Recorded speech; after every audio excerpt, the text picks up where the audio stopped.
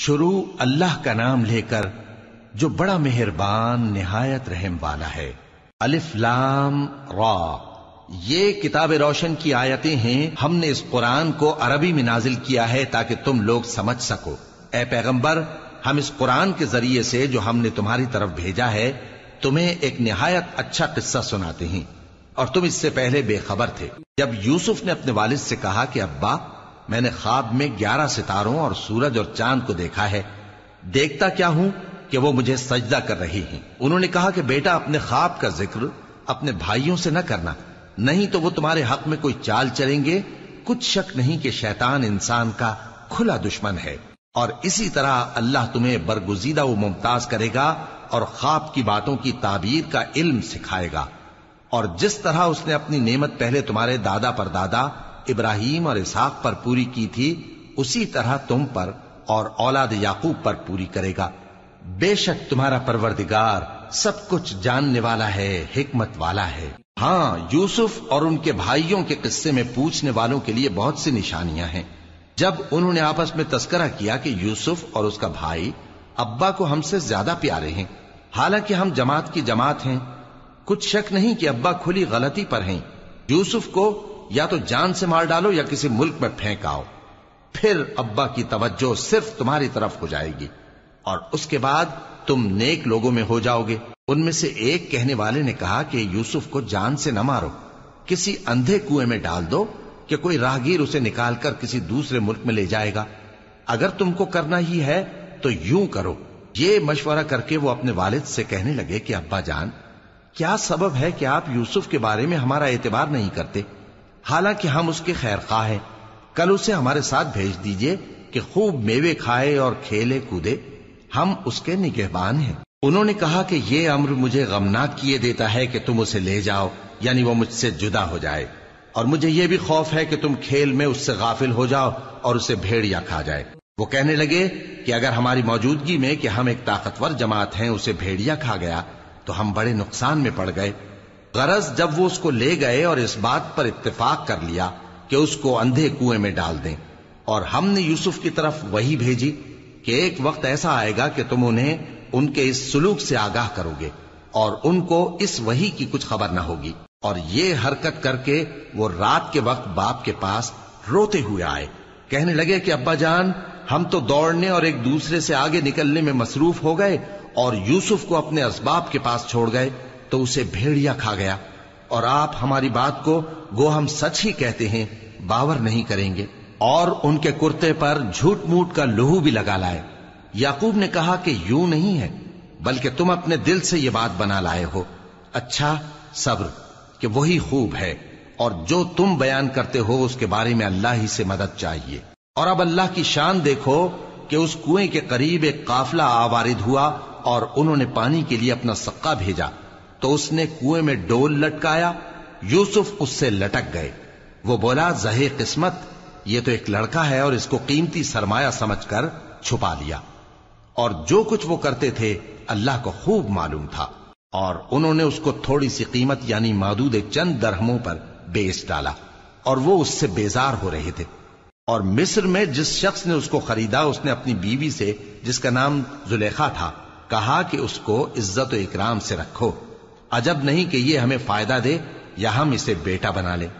اس طرح ہم نے یوسف کو سرزمین مصر میں جگہ دی، اور غرض یہ تھی کہ ہم ان کو خواب کی باتوں کی تعبیر سکھائیں، اور اللہ اپنے کام پر غالب ہے، لیکن اکثر لوگ نہیں جانتے۔ اور جب وہ اپنی جوانی کو پہنچے تو ہم نے ان کو دانائی اور علم عطا کیا، اور نیکوکاروں کو ہم اسی طرح بدلہ دیا کرتے ہیں۔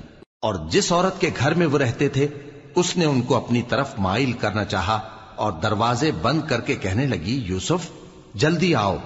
انہوں نے کہا کہ اللہ پناہ میں رکھے، وہ یعنی تمہارے میاں تو میرے آقا ہیں، انہوں نے مجھے اچھی طرح سے رکھا ہے، میں ایسا ظلم نہیں کر سکتا، بے شک ظالم لوگ فلاح نہیں پائیں گے۔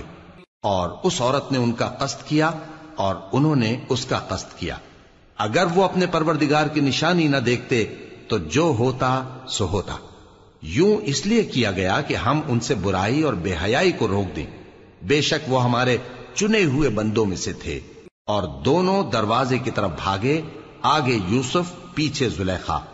اور عورت نے ان کا کرتا پیچھے سے پکڑ کر جو کھینچا تو پھاڑ ڈالا، اور دونوں کو دروازے کے پاس عورت کا خاوند مل گیا۔ تو عورت بولی کہ جو شخص تمہاری بیوی کے ساتھ برا ارادہ کرے اس کی اس کے سوا کیا سزا ہے کہ یا تو قید کیا جائے یا اسے دکھ کا عذاب دیا جائے۔ یوسف نے کہا اسی نے مجھ کو اپنی طرف مائل کرنا چاہا تھا، اور اس کے خاندان میں سے ایک گواہ نے گواہی دی کہ اگر اس کا کرتا آگے سے پھٹا ہو تو یہ سچی اور یوسف جھوٹا ہے، اور اگر کرتا پیچھے سے پھٹا ہو تو یہ جھوٹی اور وہ سچا ہے۔ سو جب اس کا کرتا دیکھا تو پیچھے سے پھٹا تھا، تب اس نے زلیخا سے کہا کہ یہ تمہارا ہی فریب ہے، اور کچھ شک نہیں کہ تم عورتوں کے فریب بڑے بھاری ہوتے ہیں۔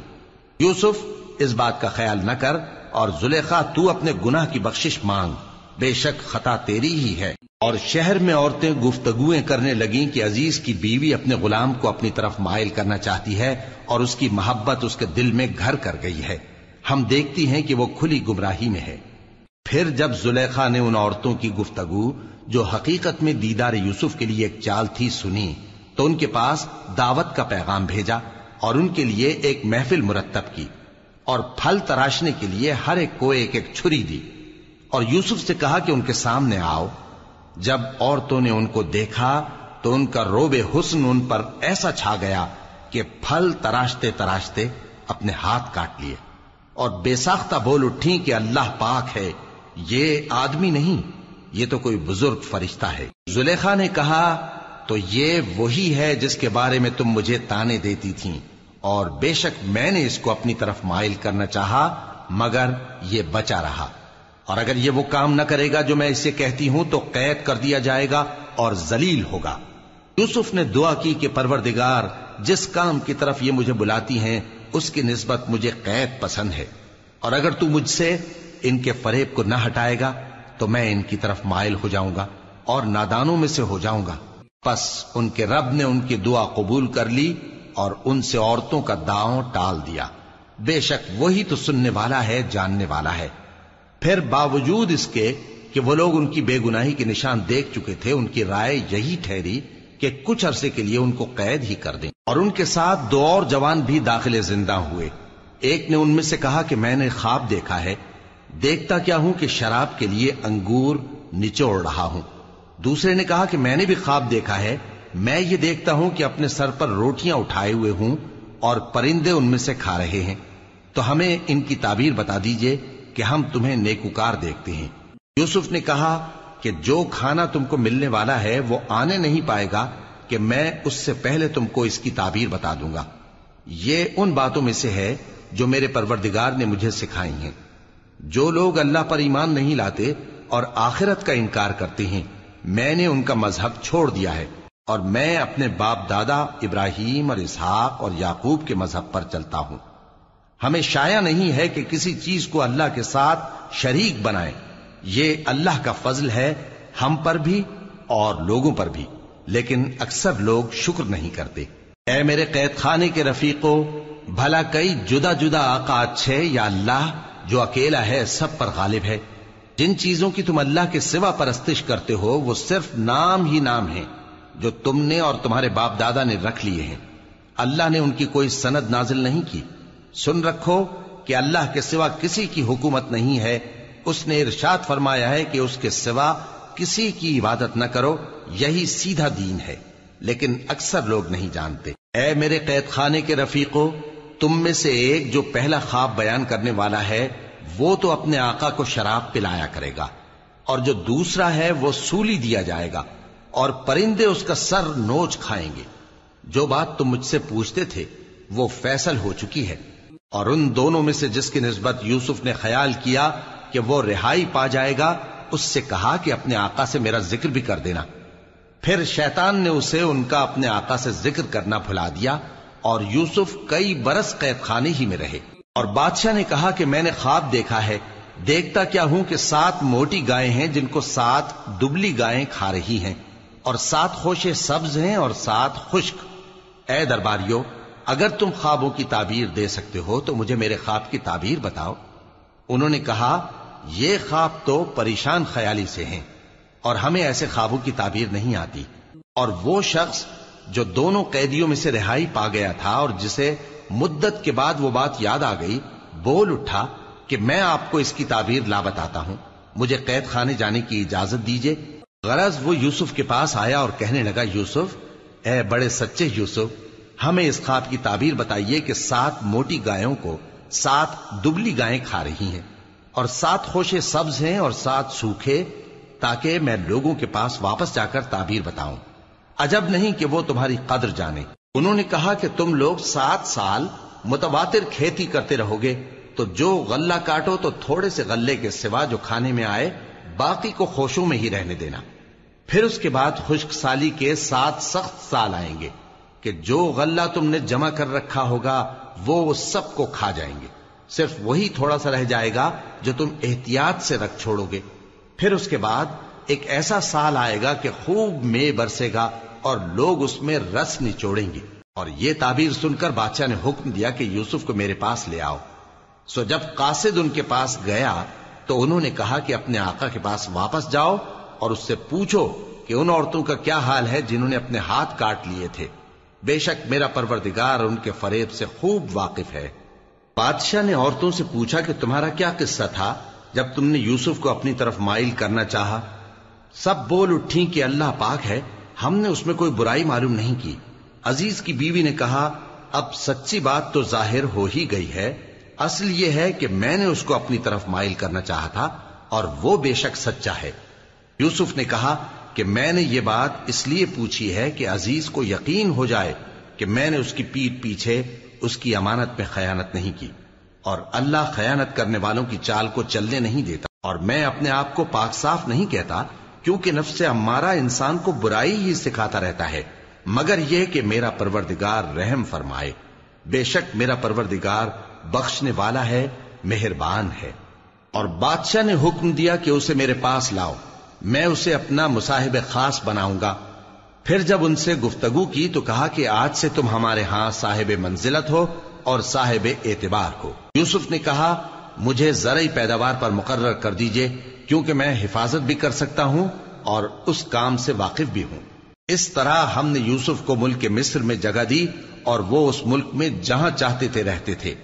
ہم اپنی رحمت جس پر چاہتے ہیں کرتے ہیں اور نیکوکاروں کے اجر کو ضائع نہیں کرتے، اور جو لوگ ایمان لائے اور ڈرتے رہے ان کے لیے آخرت کا اجر بہت بہتر ہے۔ اور یوسف کے بھائی کنعان سے مصر میں غلہ خریدنے کے لیے آئے تو یوسف کے پاس گئے، تو یوسف نے ان کو پہچان لیا اور وہ ان کو نہ پہچان سکے۔ اور جب یوسف نے ان کے لیے ان کا سامان تیار کر دیا تو کہا کہ پھر آنا تو جو باپ کی طرف سے تمہارا ایک اور بھائی ہے اسے بھی میرے پاس لیتے آنا۔ کیا تم نہیں دیکھتے کہ میں ناب بھی پوری پوری دیتا ہوں اور مہمانداری بھی خوب کرتا ہوں؟ اب اگر تم اسے میرے پاس نہ لاؤ گے تو نہ تمہیں میرے ہاں سے غلہ ملے گا اور نہ تم میرے پاس ہی آ سکو گے۔ انہوں نے کہا کہ ہم اس کے بارے میں اس کے والد کو پھسلائیں گے اور ہم یہ کام کر کے رہیں گے۔ اور یوسف نے اپنے خدام سے کہا کہ ان کا سرمایہ یعنی غلے کی قیمت ان کے سامان میں رکھ دو۔ عجب نہیں کہ جب یہ اپنے اہل و عیال میں جائیں تو اسے پہچان لیں، اور عجب نہیں کہ یہ پھر یہاں آئیں۔ بس جب وہ اپنے والد کے پاس واپس گئے تو کہنے لگے کہ ابا، ہمارے لیے غلے کی بندش کر دی گئی ہے، تو ہمارے ساتھ ہمارے بھائی کو بھیج دیجئے تاکہ ہم پھر غلہ لائیں اور ہم اس کے نگہبان ہیں۔ یعقوب نے کہا کہ میں اس کے بارے میں تمہارا اعتبار نہیں کرتا، مگر ویسا ہی جیسا پہلے اس کے بھائی کے بارے میں کیا تھا، سو اللہ ہی بہتر نگہبان ہے اور وہ سب سے زیادہ رحم کرنے والا ہے۔ اور جب انہوں نے اپنا اسباب کھولا تو دیکھا کہ ان کا سرمایہ واپس کر دیا گیا ہے۔ کہنے لگے، ابا ہمیں اور کیا چاہیے؟ دیکھیے یہ ہماری پونجی بھی ہمیں واپس کر دی گئی ہے، اور ہم اپنے اہل و عیال کے لیے پھر غلہ لائیں گے اور اپنے بھائی کی نگہبانی کریں گے، اور ایک بار شتر زیادہ لائیں گے کہ یہ غلہ جو ہم لائے ہیں تھوڑا ہے۔ یعقوب نے کہا کہ جب تک تم اللہ کا عہد نہ دو کہ اس کو میرے پاس صحیح و سالم لے آؤ گے، میں اسے ہرگز تمہارے ساتھ نہیں بھیجنے کا، مگر یہ کہ تم گھیر لیے جاؤ یعنی بے بس ہو جاؤ تو مجبوری ہے۔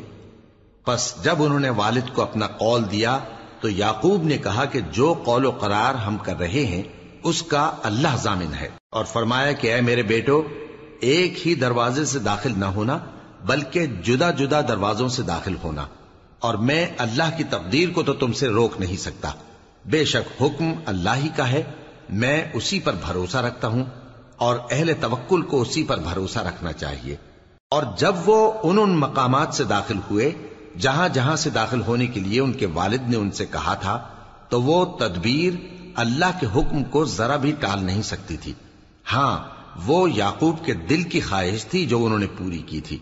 اور بے شک وہ صاحب علم تھے، کیونکہ ہم نے ان کو علم سکھایا تھا، لیکن اکثر لوگ نہیں جانتے. اور جب وہ لوگ یوسف کے پاس پہنچے تو یوسف نے اپنے حقیقی بھائی کو اپنے پاس جگہ دی اور کہا کہ میں تمہارا بھائی ہوں، تو جو سلوک یہ ہمارے ساتھ کرتے رہے ہیں اس پر افسوس نہ کرنا.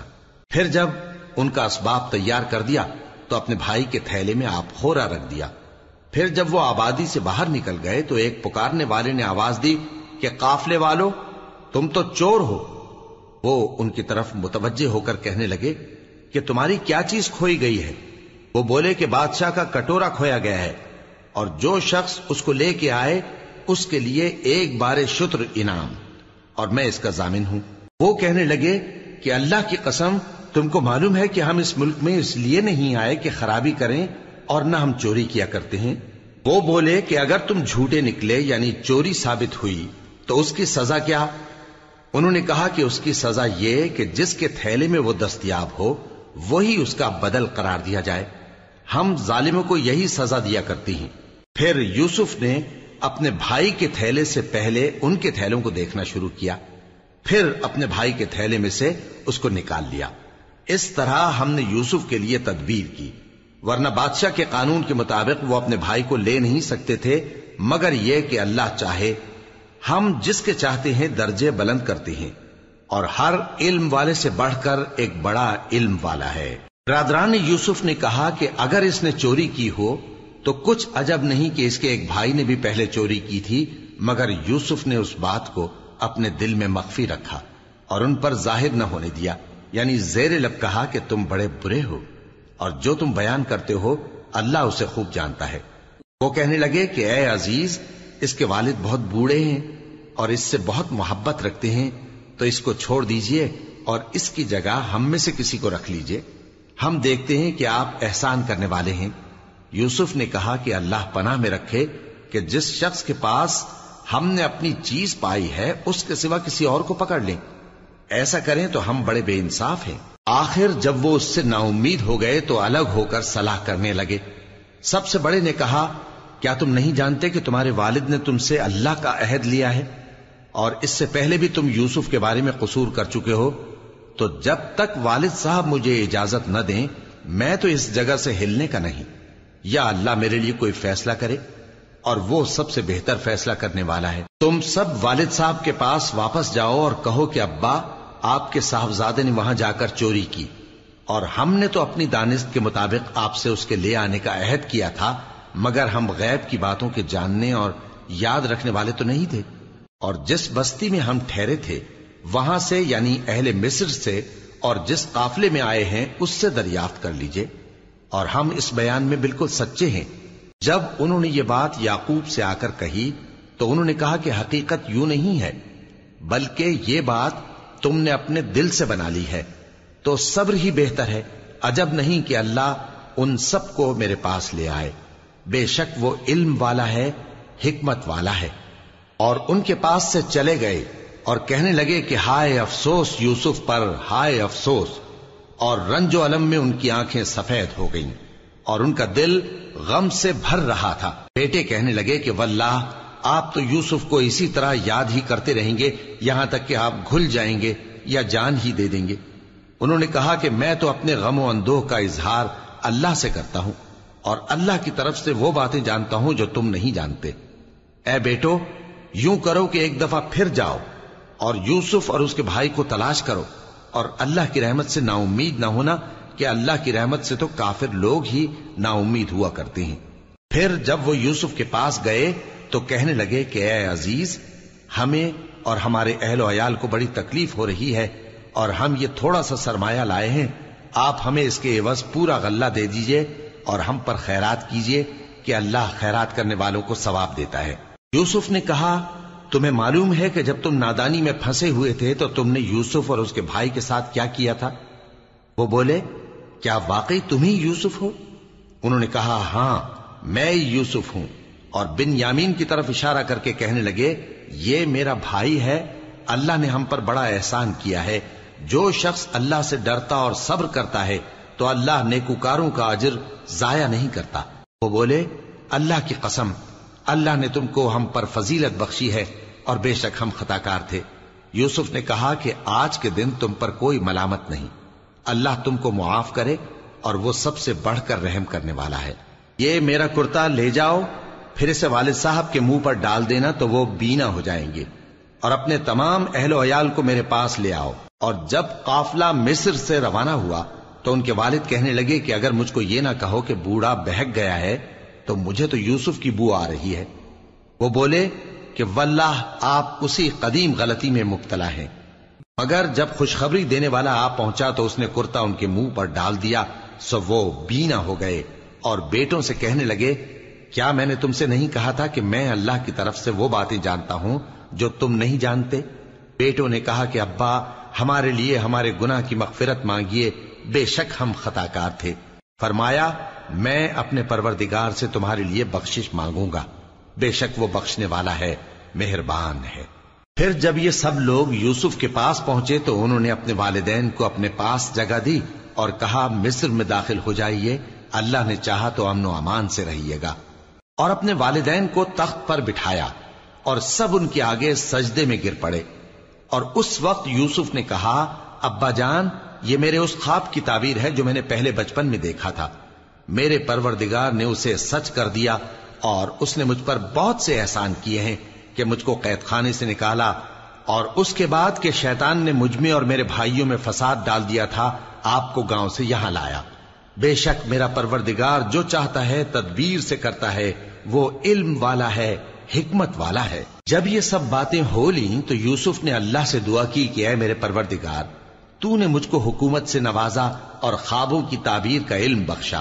اے آسمانوں اور زمین کے پیدا کرنے والے، تو ہی دنیا اور آخرت میں میرا کارساز ہے، تو مجھے دنیا سے اپنی اطاعت کی حالت میں اٹھائیو اور آخرت میں اپنے نیک بندوں میں داخل کیجو۔ اے پیغمبر یہ اخبار غیب میں سے ہیں جو ہم تمہاری طرف بھیجتے ہیں۔ اور جب برادران یوسف نے اپنی بات پر اتفاق کیا تھا اور وہ فریب کر رہے تھے تو تم ان کے پاس تو نہ تھے، اور بہت سے آدمی گو تم کتنی خواہش کرو ایمان لانے والے نہیں ہیں، اور تم ان سے اس خیر خواہی کا کچھ صلہ بھی تو نہیں مانگتے۔ یہ قرآن اور کچھ نہیں تمام جہانوں کے لیے نصیحت ہے، اور آسمان و زمین میں بہت سی نشانیاں ہیں جن پر سے یہ گزرتے ہیں اور ان کو نظر انداز کر دیتے ہیں، اور یہ اکثر اللہ پر ایمان نہیں رکھتے مگر اس کے ساتھ شرک بھی کرتے ہیں۔ تو کیا یہ اس بات سے بے خوف ہیں کہ ان پر اللہ کا عذاب نازل ہو کر ان کو ڈھانپ لے، یا ان پر ناگہاں قیامت آ جائے اور انہیں خبر بھی نہ ہو؟